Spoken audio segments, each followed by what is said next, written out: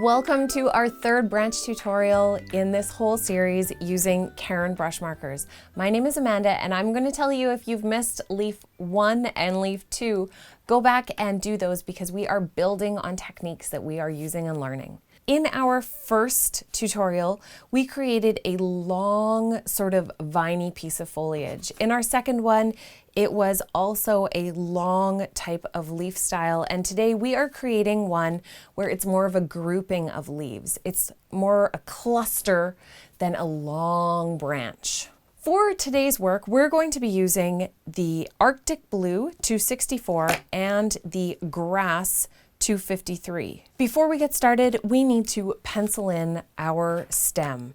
So for this one, you're going to create a bit of a shorter curve, and then off of that, you want to add 4, maybe 5 short branches. So we'll have one branching off at the bottom down here. You can even have another one coming off of that branch, and let's add another one off the side, because we want this to look like a bushy branch style. One thing to pay attention to is that you don't want all of your branches to be the same length from where they break off. So make sure you have one that's longer, one that's shorter, and create a grouping where they're almost shaped like triangles, those branch tips. Here's another triangle. That is what happens naturally in nature. It's very repetitive, but that's what happens naturally. You don't have branches that go like that and all end at the same place. Once you have your branches sketched on, and you can see I have 2 exterior branches that have 3 end points, and then one in the center that only has 2, because again, we want some variety, it's nature. We are going to start to create our leaves, and our other leaves were shaped sort of like a natural shape and a very pointed shape. In this one, we're creating a round style leaf. One other thing about this leaf style is that we are going to be creating leaves of 2 different colors and then adding the other color on. So to create a variety, you want to first start with one of your colors and do small hearts, just the 2 lines, down the length of a branch. And you can see that I'm leaving quite a bit of spacing in between. To start just with the one color and leave space allows for space to use the other color mixed in there. We want these leaves to look like they're naturally mixed. So for this one, you're going to start in the color on one side of the heart, pull up, go around in a curve, and then connect all the way back to that other side of the heart.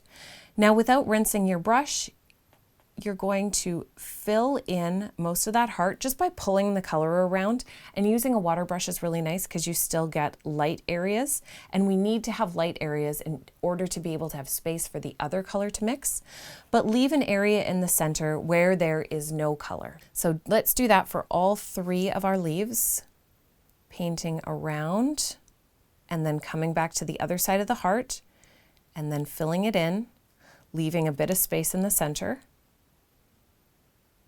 Push that paint all the way out to the outside, painting around, and then filling in that center space.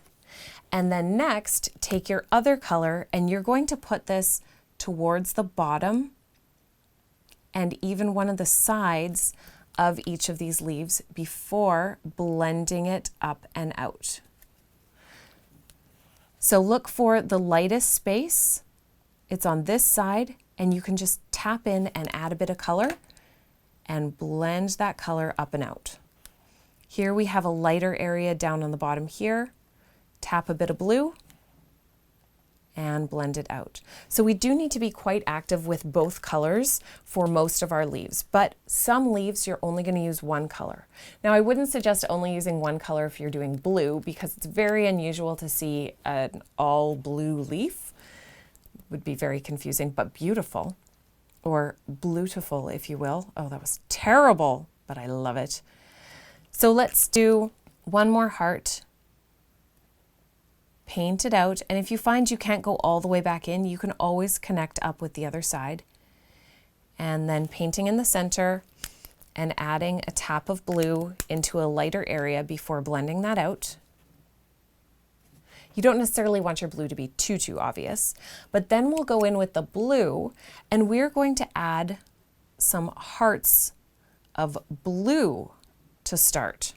And now using those blue hearts, you're going to paint in some more leaves. And these ones are different because they have a blue base. You also want to make sure that you're using different sizes, that they're going at different angles. But no matter what angle it's pointed at, you want to have a curved exterior for the leaf.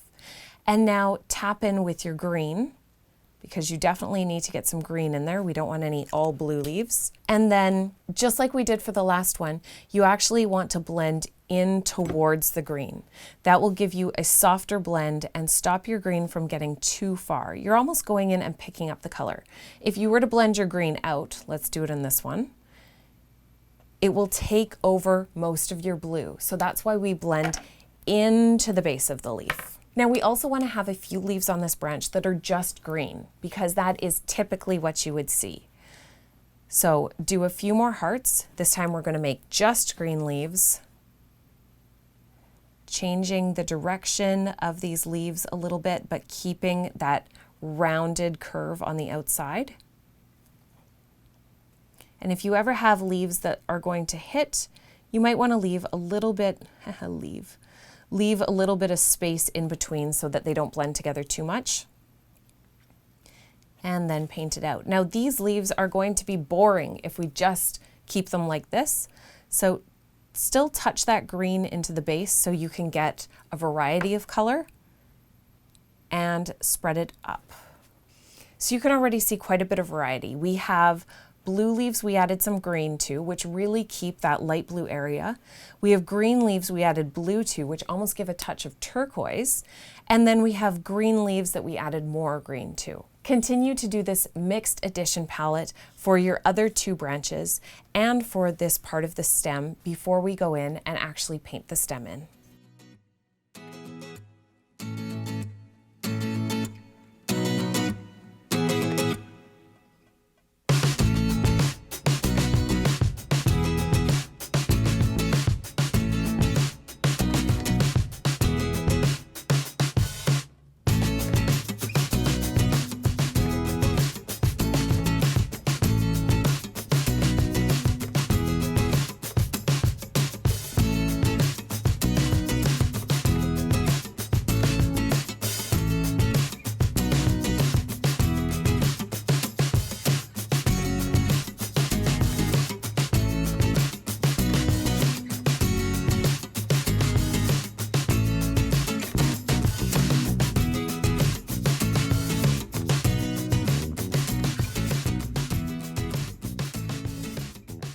As your watercolor dries, sometimes you'll notice that it lightens up a bit, so you can always go back in with your grass color and just give a little kiss to the tips of some of your leaves.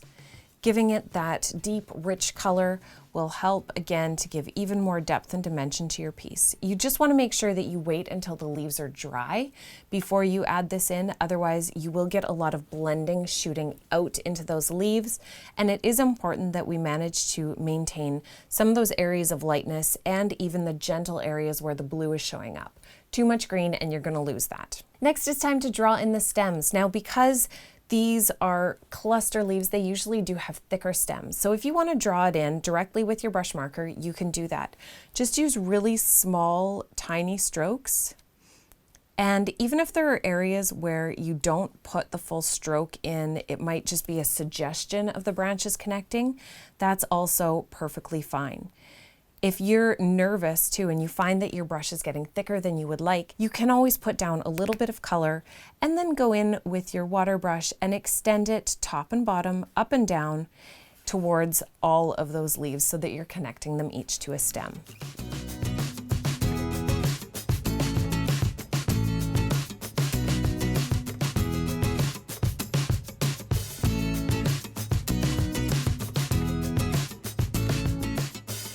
And of course, just like all the other ones, you want to make sure that you extend your branch down past where your leaves are.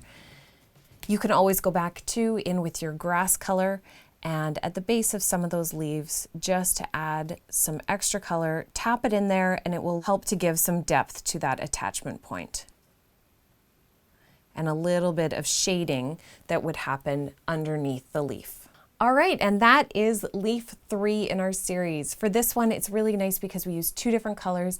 We also flip the way that we added colors.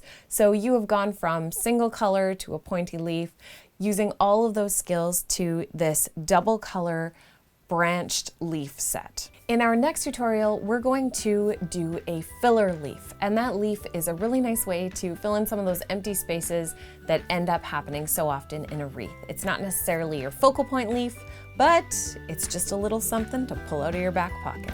I'll see you then, and until then, happy leafing!